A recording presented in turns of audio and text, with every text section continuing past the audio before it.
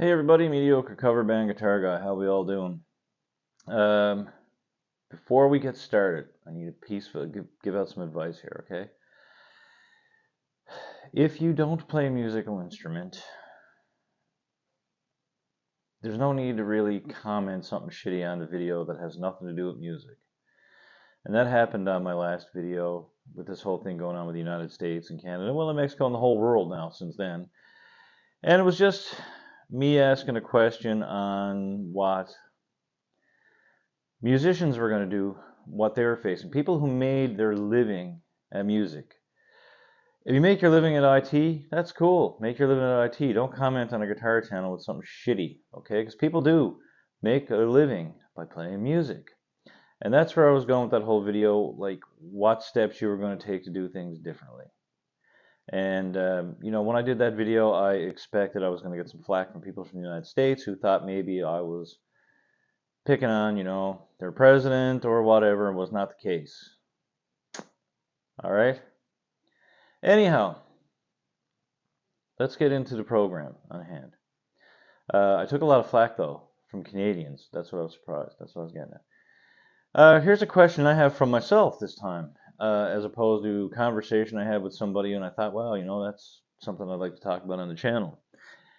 And it's we've done like what keeps you motivated when you're playing guitar to get up, like you're playing the same scales for the last few months, you're doing this, you're doing that, whatever, and you feel like you're in a rut. We've done mental health, but here's a question for anybody who's in a band and doing the grind and who really, in the very beginning, 25 years ago, thought I'm going to make something of this. And then 25 years later, you're still doing the exact same thing. You're still treading in the same water that you were in the beginning. Some cases you're playing the same bars, the same venues, whatever that you were in the beginning, same types of gigs to the same types of people.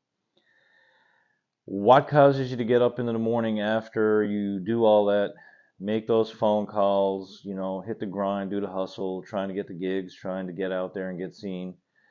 Where does that come from? Where does the motivation? What keeps you motivated? I mean, I know we all do this because we love it, and music for me is the first thing I think about in the morning, last thing I think when I close my eyes. And it's not just me; it's anybody who loves music, and plays it or really is passionate about listening to it and loves it. It's where we are. But after hitting the hustle for 25 years and you realize you wake up and you go, I really thought I was going to be somebody. And like, fuck, that never happened. Where do you go from there? Like, how do you keep pushing forward every single moment that you play? Like, 2 o'clock every morning, you're breaking down from the same bar, you're driving home with the same money that you were getting 20 years ago. Where does that motivation come from? Why do you still do it? I once heard a quote that said that just because it's taken a while to get there doesn't mean that you're not going to get there, right? Or just because it's taken a while for it to happen doesn't mean it's not going to happen. For me, I mean, I knew 10 minutes into the program that nothing was going to come my way. I didn't have the skill set for one, and there aren't too many. Maybe now with the millennials, um, 6'3" ish, 220-pound lumberjack looking dude might get famous or something with minimal skills. But back in the day when we were young, that wasn't gonna fly. You had to be pretty. You had to look good with lipstick on if you were a dude.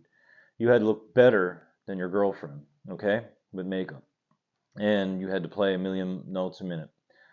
And then when I was 18, Nirvana came along, and I'm just like, well, I don't want to do that either because, I like showering. But that's where we are, and I've worked day jobs and played music ever since. And I play my guitar every day still. And I actually gigged a couple weeks ago and it felt great. And then I realized that's what it's about for me at this point right now, is sharing music with other people. And I want to thank the guys from Cripple Creek, Don and Brant and Toby, for giving me that opportunity. I had some big shoes to fill. Didn't come close to filling them, I'll tell you that, Searle. You're an amazing player. But that's probably where it is for me right now. And I know we did the video a while ago that, like, what do you consider making it? But does it come a point where you got to change the scope of what making it is to justify to keep doing it. Next part of my question is, when do you know when to throw in a towel? I did have somebody say to me one time, if you go to a gig and you get there and you go, fuck, I just don't want to do this anymore at all. Like, I mean, we get to venues and like, I mean, we were playing a bar in Paradise and we'd get there and it was a pain in the hole. We just stopped playing there, like many bands did. You know, we all gave up. It was a great place to cut your teeth. You know, what is it they call them?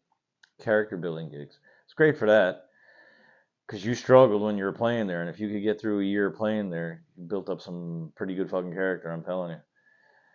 But anyway, um, if you get to a situation where you're playing places you once loved and you're playing to people and you're playing the music you love, whether it's your own or covers, like, do you know when to throw in the towel? Those are the questions, I guess, that I have from my own point of view. Because one minute you're making music is it's you know, for money, and then the money is gone. You know, the opportunities are gone, the venues are gone. And some guys are still getting up in the day after 25 years and saying, okay, well, I got to call this person, I got to call that person. I'm going to get this gig, I'm going to do that gig, and you know, I know I'm not going to do this, and I know I'm never going to be that. And the whole subject for me when I did music and mental health, musicians and mental health, was that that one was from an individual who went through that, who really thought they were going to make it. They were open about it on their social medias and their socials. They said that, you know, they really thought at some point it was going to happen and they were going to make music their living. They didn't think they were going to be rich and famous, but they thought that they were going to pay their bills and put food on the table and have your basic wants, you know, your iPhones, your, you know, nice televisions and things like that, and your couple of toyish sort of things, through music. And it didn't happen. They had to end up, when they hit 60 years old, taking a job. When most people are looking to sort of settle down and get out of that kind of grind, they were just starting to get into it, you know, because the music just didn't happen. But they're still doing it, don't get me wrong. And I guess they had to change the scope of what making it was. But you know, some people would have threw in a towel, and some people know when it's done, and some people know when it's just fucking carried out until it's beat into the ground as far as it can go. Um, they say the life expectancy is like of a band 5 years, especially a cover band, right? And speaking of 5 years, we talked about it a bit ago. April 10th, 2020.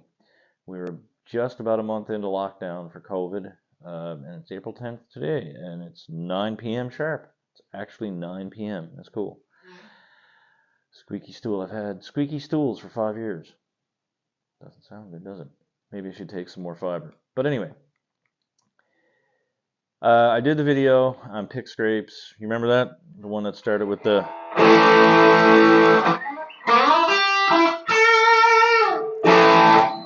Couldn't even remember that for a minute. We did that video, and I put it on my Facebook. Didn't do very well. I think it had like 5 views or something, because it used to tell you how many people watched it. 5 or 6 views and 2 comments. And it was meant to be silly, just like all the videos that I've put up, over 200 videos now.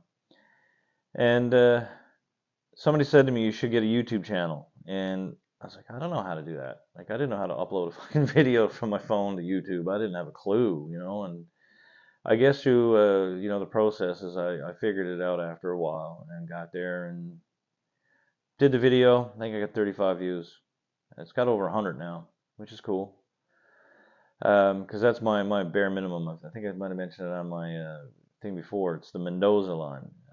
He was a baseball player who kept his batting average at 200 because he knew that would keep him maybe not so much in the lineup, but from getting knocked down to the minors. So that's my Mendoza line, 100 views. And some have had 21,000 views. Some have had 100 views. Some have had 30 views. Some have had 500 views. It's all over the place, right? But anyway, it's finally there, and I'm going through my analytics and going through everything on the channel, and you know, speaking of throwing in the towel, and I just wanted to say to everybody, that's been here from the beginning, to the new people, the whoever, people that came along in the middle, Weasel 65, Rusty Shackelford, Kevin, like all you guys, thank you so much for being here. I really appreciate it. It's really awesome. Bill, if there's ever somebody I would love to sit down and have a beer and chat music with, it'd definitely be you, man. Thank you so much for the support. Thank you for the funny comments. Thank you for the emails. Thank you for the words of encouragement. Never met you, not a clue what you look like, anything like that, but I really, really appreciate you being here. Every video for like the last year, maybe more, you've been there.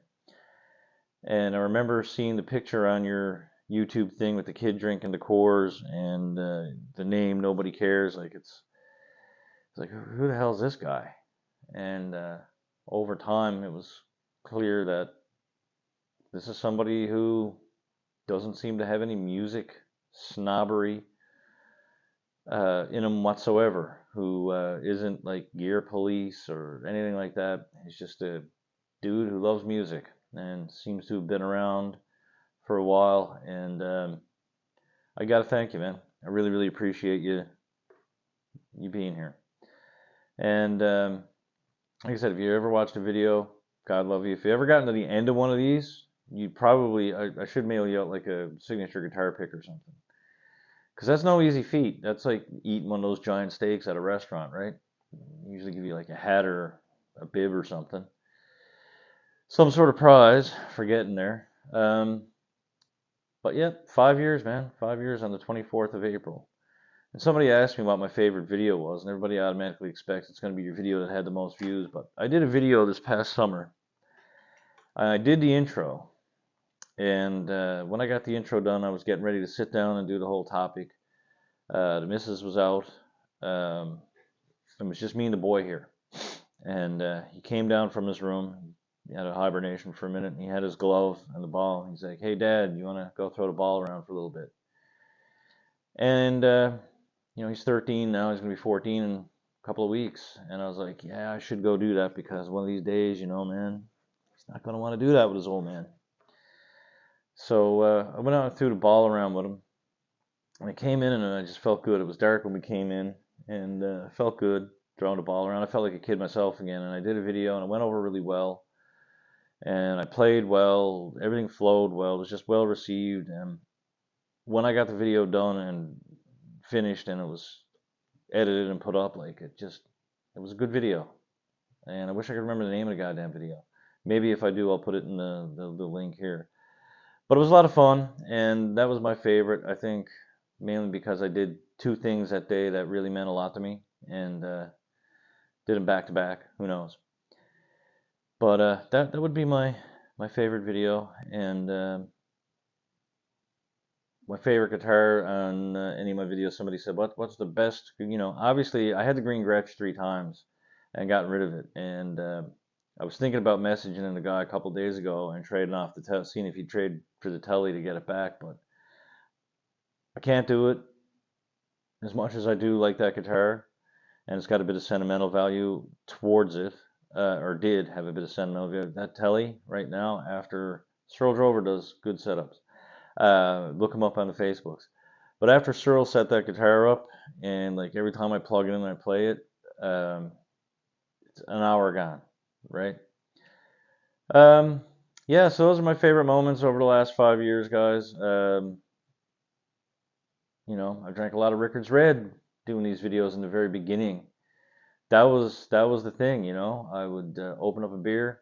I wouldn't drink it in the beginning, like when I was doing the videos, because I was like, well, I don't have permission to use their product. And then I thought about it one day. Fuck those guys. If like 1,000 people watch the video, like that's free shit for them. Like, fuck them. So I started drinking beer on the videos. But anyway, guys, thank you. And I'm not saying I'm going to be gone forever. You can get at me at craigparty694 at gmail.com. And If you got a question, like a serious question, I'll answer it. I might put up like a little lesson on a lick or something that you might want to learn, or I might think you might, I might want to share every now and then, or play a song for you. If I get any big gigs coming up, if anything were to come up, I'll take you along for the ride just for shits and giggles. But like going through the analytics and going through everything else on the videos that I've done recently, I think that the landscape has changed so much in the music communities that I guess it's a little bit outdated. There is a video I did put up called Stage Banter. I think a lot of younger musicians and even older musicians should have a go at that one, and the one So You Want to Play in a Covers Band. I think you need to watch those. There's some good advice in those. I had a guy say to me, he sent me an email and he said, like, your channel is, unnecessary. Get the players, learn some songs, get a gig. That's not the way it goes. Anybody get a gig, you can go to any club and say to somebody, we're the best thing you ever heard, and get a gig. But are you getting back? That's the thing, right? And that was the whole thing behind this channel, was just to teach people the pitfalls, positives and negatives, and advice through years of playing, and advice that was given to me by some great people, and that are no longer here, unfortunately, taken into prime. I'd done a video for Dave Taylor. Dave watched all these videos, man, when I put them up, and he commented on them. We lost Dave to cancer a couple of years ago during the COVID whole thing. Couldn't get his treatments on a regular basis, and unfortunately he's gone. Very sad. A gentleman who's probably never watched a video, but Gerard Drover. Most of the advice that I've given on this channel came from him. He was something else, man. In terms of playing, he was a solid bassist, but as a human being, he was really, really, really solid as a human being as well, and didn't mind sharing stuff. He wanted everybody just to do better. And I think that's where a lot of my attitude came from. And here's the piece of advice he gives me, and I share this every 20 or 30 videos. Some people are good musicians, and some people are good at being musicians. And it's the one who learns the balance that's going to keep working. And that's something you need to remember. And of course, I did a video in memory of Michael William Hunt. Mike was the second drummer, Brent Parsons being the first drummer I'd ever jammed with. Mike was the second drummer, and I played in a band with Mike for a few years, and I learned a few things about playing with other people. Mike was really big on timing. Unfortunately, Mike has been gone since 1995, right? That's amazing. He was leaps and bounds above a lot of drummers at 19 and 20 that I've played with now, even in my 40s and 30s. Back then, I don't know if he would have ever kept it up playing, but if he did and going the way he went, it would have been something fierce, man. And I don't know. There's not many times. I don't think there's been a gig, I'm going to be honest, where when we play something, especially every time you get that keep your hands to yourself, sorry for the racket,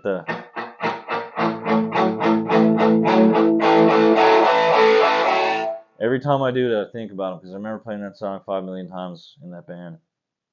And same thing with Trooper, Raise a Little Hell, every time I play that song. But yeah, it's been a ride. So guys, thanks. I know it was a hard rant at the end of it there. Not that I'm emotional, it's just trying to find the words to express what I felt and where the channel came from and why I've done it and why I've held on so long. But like I said, it's time to get the towel and throw it in there. And you may notice there's a homeschooling mug right here. It's probably one of the most expensive mugs in history. It cost $75 to get it all the way here to Newfoundland, and I've drank every cup of coffee and tea pretty much out of it for the last 4.5 years anyway.